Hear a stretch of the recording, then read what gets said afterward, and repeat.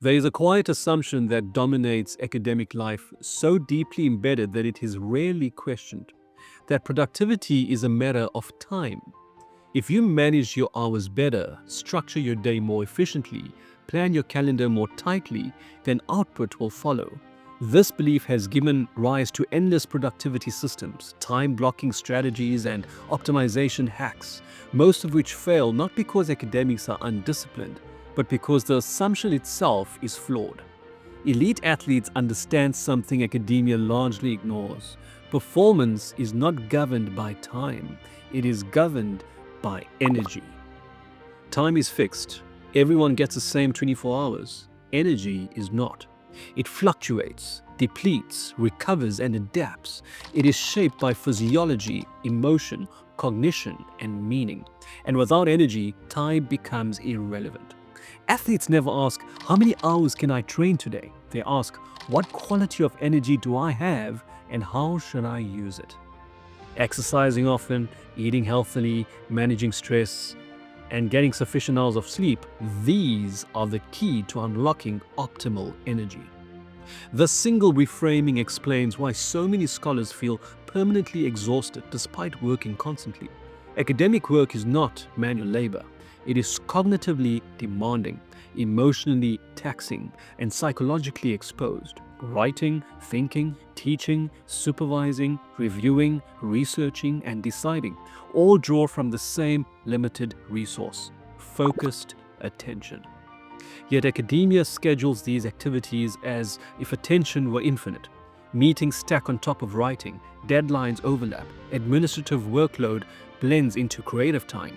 There is little recognition that deep thinking and shallow tasks draw on fundamentally different kinds of energy. Athletes would never train this way.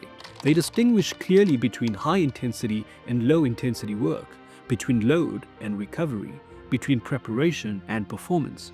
Academia collapses these distinctions and pays the price. In sport, training is periodized. Intensity rises and falls in deliberate cycles.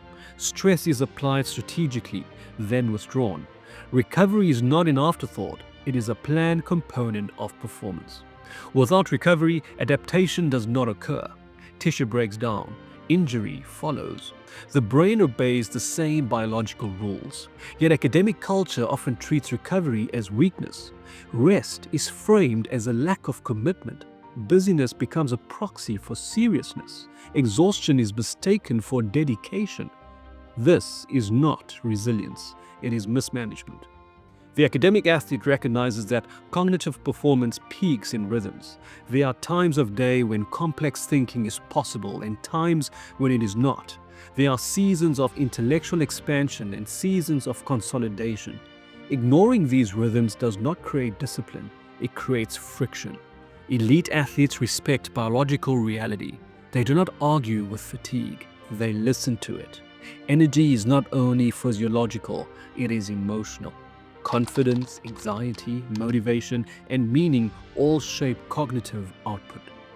An academic struggling with imposter syndrome does not lack intelligence, they lack psychological safety. A researcher experiencing burnout is not lazy, they are depleted. Athletes train emotional regulation deliberately. They work with pressure, fear, expectation, and disappointment as part of preparation. Academia rarely does. Instead, emotional strain is privatized. People struggle silently, assuming the problem is personal rather than structural. The academic athlete reframes productivity entirely. Instead of asking, how much can I get done today, they ask, what deserves my best or even worse energy today? This changes behavior immediately. High energy states are protected for work that requires synthesis, originality, and judgment. Low energy states are used for routine tasks. Cognitive peaks are guarded, not squandered on logistics. This is not indulgence, it is respect for the nature of the work. Recovery, too, is redefined. For athletes, recovery is active. Sleep is training. Nutrition is training. Movement is training. Mental disengagement is training. For academics, recovery is often framed as avoidance. Your neuroscience is clear. memory consolidation, insight formation, and creative recombination occur during rest, not effort. Without recovery, thinking becomes narrow, repetitive, and brittle. Burnout is not a failure of willpower, it is a failure of design. Another lesson sports teaches is energy leakage. Athletes learn quickly that emotional conflict, uncertainty, and misaligned goals drain performance. They reduce unnecessary cognitive load wherever possible. Clarity preserves energy. Academics, by contrast, often operate under chronic ambiguity. Expectations are unclear. Success metrics are clouded. Feedback is delayed. This constant uncertainty drains attention long before any intellectual work begins. The result is exhaustion without accomplishment. The academic athlete therefore builds rituals, not rigid outlines, but anchors. Number 1, rituals that mark the beginning of deep work. Number 2, rituals that signal closure. Number 3, rituals that allow the mind to disengage without guilt. These rituals do not control time, they protect energy. If you're navigating academia and wondering how people actually progress from PhD to professorship, not in theory, but in practice, I've built something for you. Becoming a Professor is my accredited online course for graduate students, postdocs, early career academics, and aspiring professors who want clarity, strategy, and momentum. It covers research mastery, publishing, funding, leadership, resilience, and career transitions with structured lessons, workbooks, and real-world frameworks. Academia rewards strategy, not guesswork. So, if you're serious about your academic future, the link can be found in the description below.